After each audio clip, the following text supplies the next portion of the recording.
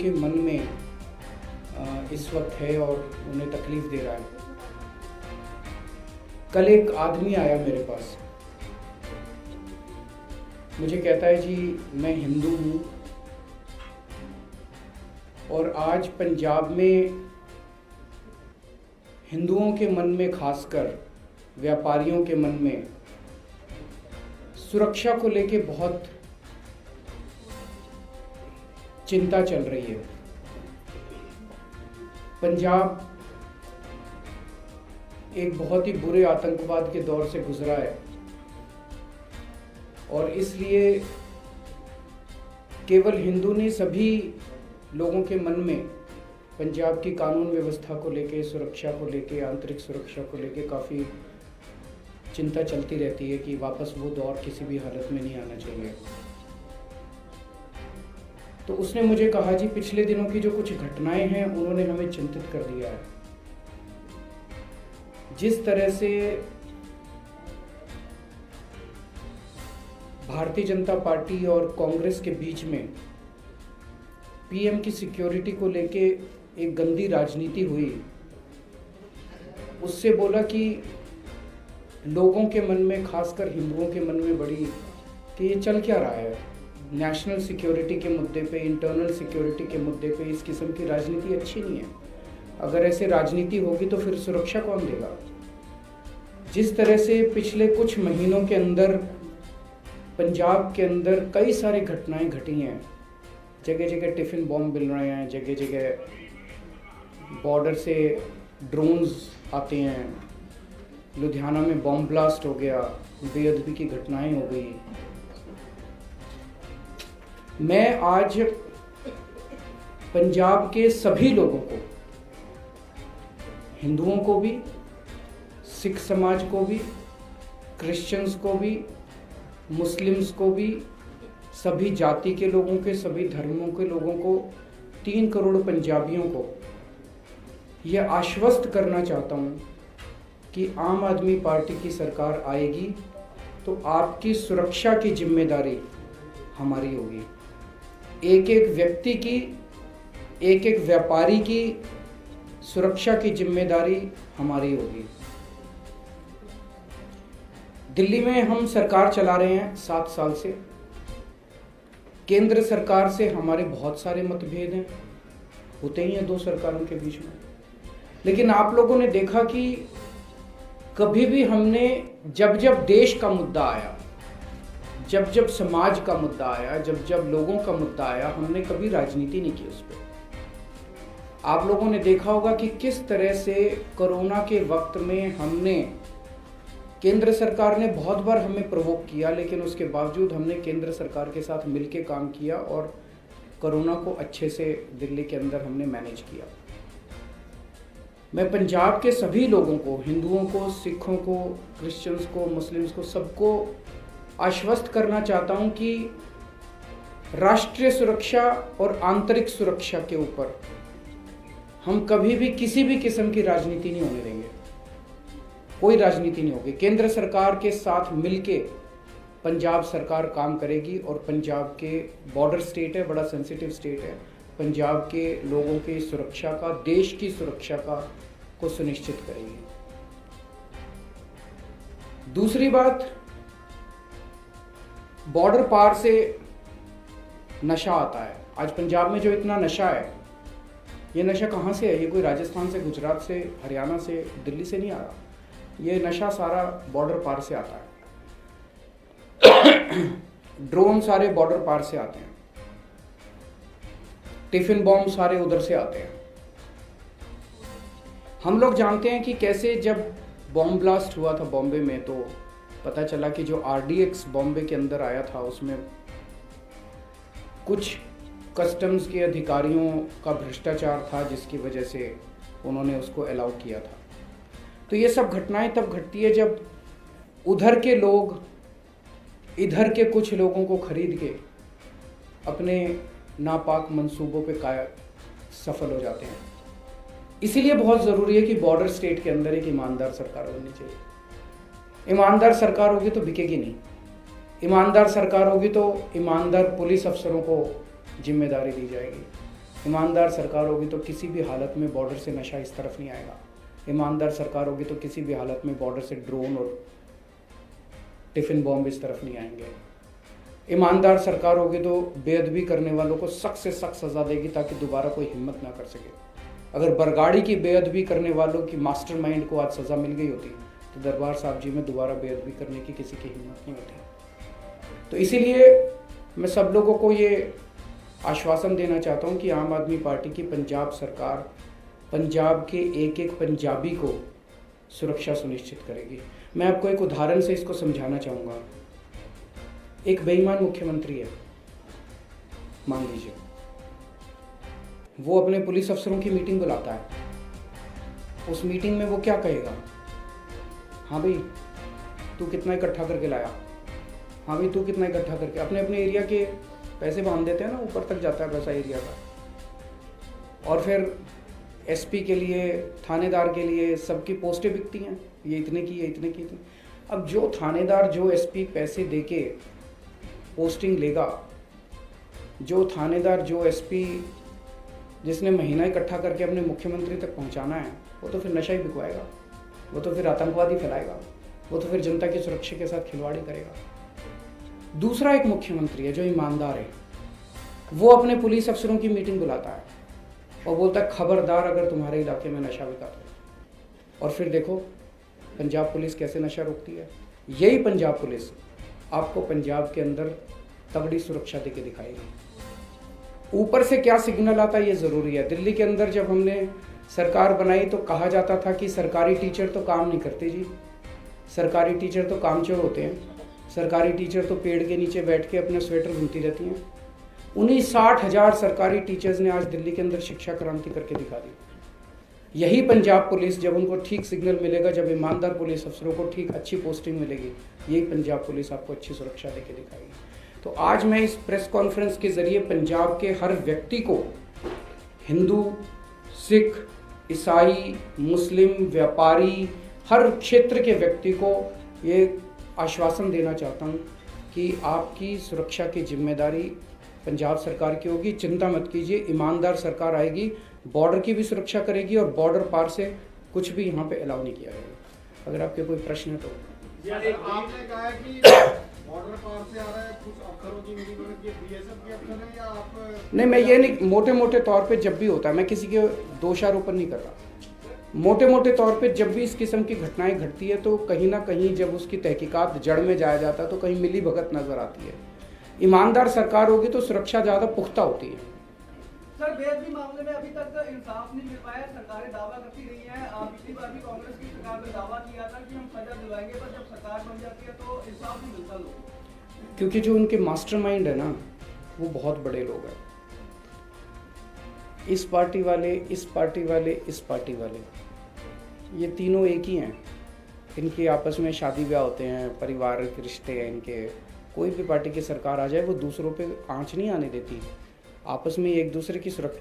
पंजाब जाए भाड़ में इनकी वजह से, ये इन लोगों का बस चले तो पंजाब को बेच के खा जाएं। तो ये जब भी इसकी सरकार आएगी तो अगर इन्होंने बेअदबी करी तो इनकी सुरक्षा करेंगे, इनकी सरकार आएगी उसने चोरी करी तो उसकी सुरक्षा। आम आदमी पार्टी की किसी से सेटिंग नहीं है, इसीलिए सारे इकट्ठे हो गए हैं। ये सारे इकट्ठे होकर ये चाहते हैं कि आम आदमी पार्टी की सरकार नहीं बननी चाहिए, इनका जो अच्छा खासा खेल है वो बिगड़ जाएगा। सर, अमित शाह जी आए थे, उन्होंने कहा था कि अगर केजरीवाल जी आएंगे तो रिवाइवल हो जाएगा पंजाब में। उन्होंने पिछली बार का एग्जांपल भी दिया था कि पिछली बार जब इलेक्शन थे उससे पहले केजरीवाल जी वो खालिस्तानी के घर में रुके। क्या कहना चाहते हैं सर? गृहमंत्री ऐसी बात सीधे सीधे आपसे कहे। ये बड़ी दुख की बात है। प्रधानमंत्री जी लोकसभा में झूठ बोलते हैं, प्रधानमंत्री जी यहाँ के झूठ बोलते हैं, गृह मंत्री जी उलट सुलट आरोप लगाते हैं। ये शो, इसीलिए मैंने कहा बीजेपी और कांग्रेस आंतरिक सुरक्षा के साथ खिलवाड़ कर रहे हैं और उसके ऊपर राजनीति कर रहे हैं। देश की सुरक्षा और आंतरिक सुरक्षा के ऊपर राजनीति नहीं होनी चाहिए।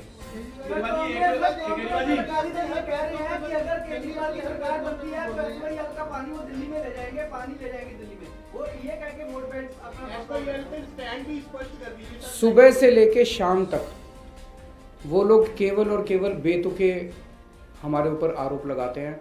जैसा मैंने कहा कि सारी पार्टियां इकट्ठी हो गई है, वो नहीं चाहती कि किसी भी हालत में आम आदमी पार्टी की सरकार बने, वो नहीं चाहती कि किसी भी हालत में भगवंत मान मुख्यमंत्री बने, क्योंकि ये इनका जो 70 साल का जो लूट है वो लूट सारी बंद हो जाएगी। इस लूट को SYL किसने करा था? हमने तो करा नहीं। एक मिनट सुनो तो सही। मेरे कुछ स्टैंड ले लेने से अगर ये सॉल्व होता हो तो मैं अभी 5 मिनट में आपको स्टैंड करके दे दूंगा और सॉल्व करवा लो। सुनो,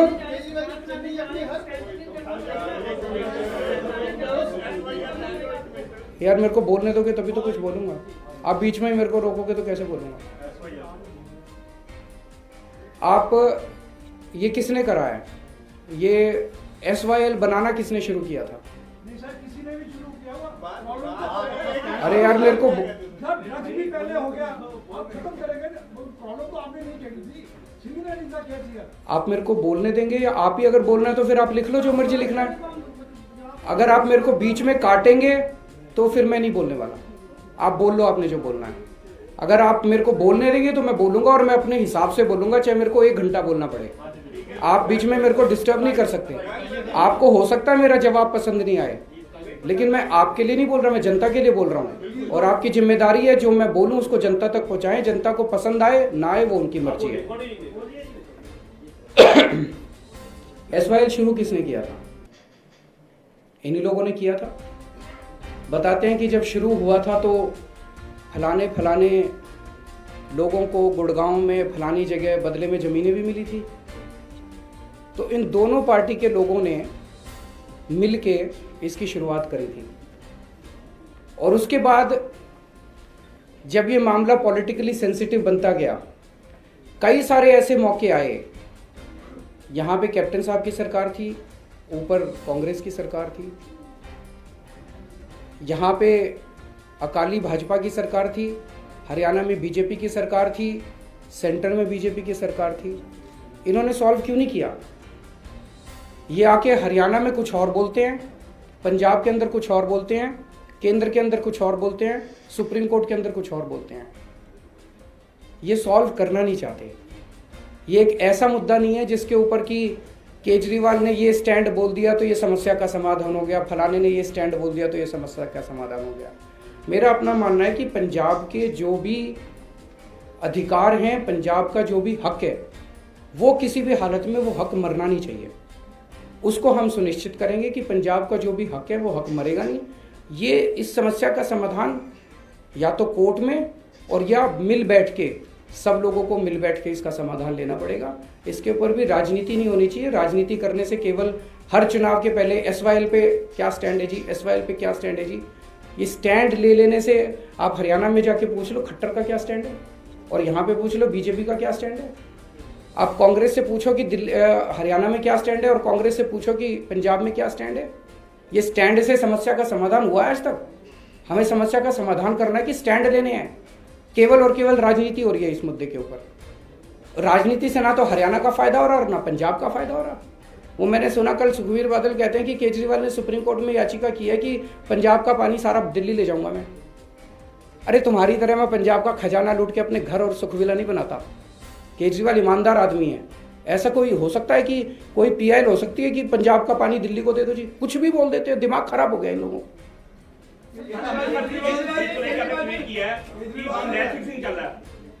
अमृतसर की सीट पे हमने, जैसे मैंने अभी 2 दिन पहले चन्नी साहब के बारे में भी बयान दिया था, हमने सर्वे कराया था। हमने अमृतसर ईस्ट का भी सर्वे कराया और उसमें सिद्धू साहब हार रहे हैं, मजीठा जी हार रहे हैं और मजीठिया जी हार रहे हैं और ये लड़की जीत रही है। और उसका कारण भी बता देता हूँ। हमने इसको भी 2-3 बार सर्वे कराया। लोगों को ये लग रहा है यार लड़की जो है ये अपने में से है। कल को सिद्धू साहब पिछले 5 साल या 10 साल से यहाँ पे है और ना किसी का फ़ोन उठाते, ना किसी से मिलते, किसी को समस्या हो वो उनको अप्रोच नहीं कर सकता। अमृतसर हल्के में ईस्ट हल्के में एक काम नहीं किया उन्होंने। वो कहते हैं हमें अपने में से एक आदमी चाहिए जिसके सुख दुख में रात को 12-1 बजे जरूरत पड़े उसके घर तो चले जाएं जी, बीमार है इलाज करा दो। ये लड़की इनकी अपनी है, इनकी अपनी बेटी है, अपनी बहू है। तो ये लोग इसको कम से कम पकड़ के इसको अपना काम तो करा लेंगे। वो लोगों को पसंद आ रहा है। उसमें चन्नी साहब से लेके इवन सुरजीत बाल सबका ये आरोप है कि वो कहते हैं कि हमारे जो बचे कुचे कैंडिडेट्स हैं जो यहाँ तक भी कह रहे हैं कि झूठन है वो आप में जारी तो आप में नया क्या है। और जो मेंबर पार्लियामेंट है लुधियाना के रवनीत बिट्टू उन्होंने तो ये तक कह दिया कि हमने ही भेजा वापस बुला लें, तो इस पर आपका टेक क्या है? कुछ कहने की जरूरत ही नहीं है, इतने बेतुके बयान है। इस पर आपको टेक क्या चाहिए? मतलब मैं देख रहा था वो रवनीत बिट्टू वो खुद ही हंस रहा था अपने बयान पे जो बयान दे रहा था। सर एक चीज राज्यपाल जी बोल रहे हैं कि हम एक खुलासा करेंगे, आपने जो टिकटें दी है वो बेच के दी है टिकटें। स्वागत है जी उनका, खुलासा करें। सामने एक सबूत आए तो क्या करेंगे आप? टिकट काट देंगे, वो सीट छोड़ देंगे खाली। सबूत तो दो, सबूत तो दो। मैंने एक ऐसे ही आखिरी मोमेंट पे दिल्ली में एक बार हुआ था, हमने कहा था कि कोई भी अगर गंदा कैंडिडेट होगा, क्रिमिनल बैकग्राउंड का होगा, ये होगा, मतलब झूठे सच्चे केस, तो केस की बात नहीं कर रहा। एक केस में एक आदमी ने साबित कर दिया कि उसने अपनी फलानी किसी कोई उसने किया था जो कि साबित हो गया। चुनाव के 48 घंटे पहले हमने उसकी टिकट काट दी थी।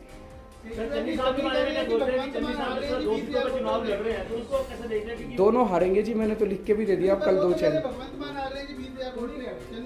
वो अब बदले में जब वो क्या कहते, जब आप लोगों ने उनसे पूछा जाके वो क्या जवाब देते, वो यही जवाब दे रहे हैं। मैंने कल भी आपको कहा था, देखो जी सुबह से शाम तक आप चन्नी साहब के बयान है केजरीवाल केजरीवाल केजरीवाल केजरीवाल केजरीवाल केजरीवाल ऐसे करते रहते हैं।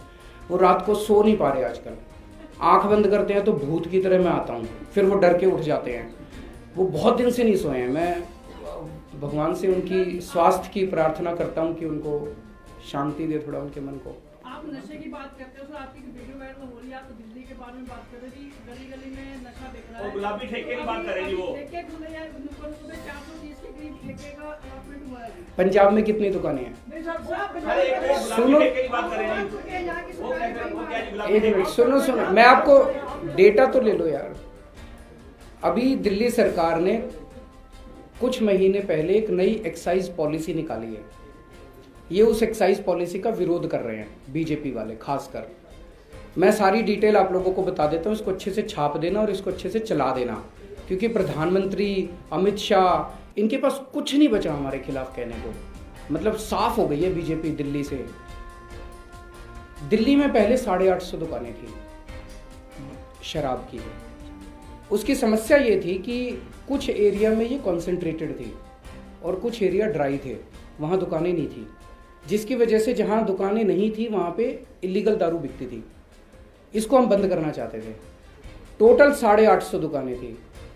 आज नई एक्साइज पॉलिसी में 846 दुकानें सैंक्शन हुई, 4 कमी हुई हैं, ज़्यादा नहीं बढ़ाई हमने। लेकिन हमने क्या किया है कि ये जो 850 दुकानें इधर कॉन्सेंट्रेटेड थी उसको इक्वली डिस्ट्रीब्यूट कर दिया, ताकि कोई ड्राई एरिया ना बचे, ताकि इलीगल दारू मिलनी बंद हो जाए। अब नहीं ऐसा कुछ नहीं है, बकवास कर रहे हैं। तो सुनो एक बारी, सुन ले यार, सुनने की अरे यार सुन तो लो। मैं आपका पॉइंट नहीं है, उसका पॉइंट तो दूसरा वो पूरा नहीं हुआ। दूसरों के पॉइंट भी पूरे हो जाने दो यार। तो 850 में से 846 दुकानें खुलनी है, उसमें से अभी केवल 550 ही खुली हैं, बाकी अभी धीरे धीरे खुल रही हैं। ये पूरी कोशिश कर चुके, स्मृति ईरानी आ चुकी दिल्ली में, इनके बड़े बड़े प्रधानमंत्री जी इस पे बोल चुके। जनता से इनको दिल्ली में समर्थन ही नहीं मिल रहा। एक मिनट सुन तो जाओ यार, सुन तो लो यार मेरे को। तो इनको कोई जनता का समर्थन ही नहीं मिल रहा।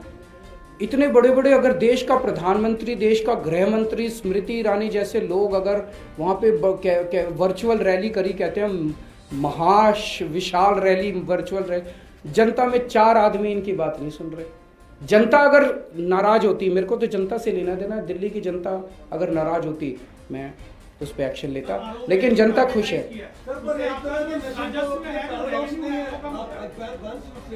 आम आदमी party is a different party, तो नशे के ऊपर डबल स्टैंडर्ड्स कैसे हो सकते हैं? ये भी तो नशे के, इसको अगर हम लीगलाइज कर रहे हैं बैंक को, आपके हिसाब से पंजाब में कैसी रहेगी? आपके हिसाब से प्रोहिबिशन होना चाहिए? आप बताइए। मैं तो आपसे पूछ रहा हूँ जी। मैं तो एक मिनट, केजरीवाल साहब से देखिए, नशे की बात हर एक पार्टी कर रही है, सोल्यूशन तो आपने कहा कि आप नए सोल्यूशन देंगे। मैं आपसे ये पूछ रहा, एक होता है शराब, एक होता है ड्रग्स। मैं आपसे ये पूछ रहा हूँ कि क्या आप चाहते हैं कि प्रोहिबिशन होना चाहिए देश में? सर अगर प्रोहिबिशन नहीं होता, सुनो तो सही यार, मैं बात पूरी कर रहा हूँ। इसके ऊपर डिबेट हो सकता है। गुजरात के अंदर प्रोहिबिशन है, बिहार के अंदर प्रोहिबिशन है। आप कहो वहां पे होम डिलीवरी होती है दारू की, फोन नंबर है। गुजरात में ले लो दारू, खुलेआम बिक रही है, दारू की नदियां बह रही हैं वहां पे।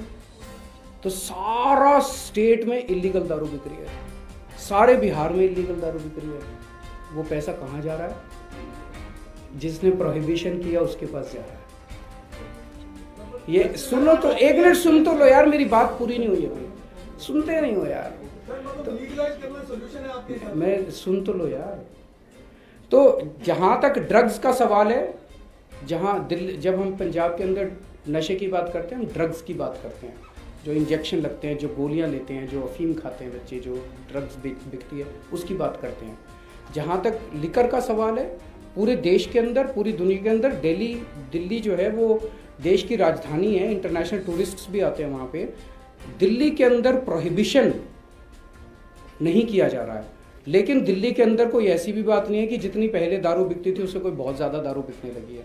उतनी दारू है जितनी पहले बिकती थी, लेकिन जो इलीगल दारू बिकती थी उसको बंद कर दिया हम लोगों ने। इलीगल दारू का सबसे बड़ा खामियाजा यह है कि कल को इलिसिट दारू भी बिक सकती है, नकली दारू भी बिक सकती है। उसमें कितने लोगों का नुकसान हुआ है।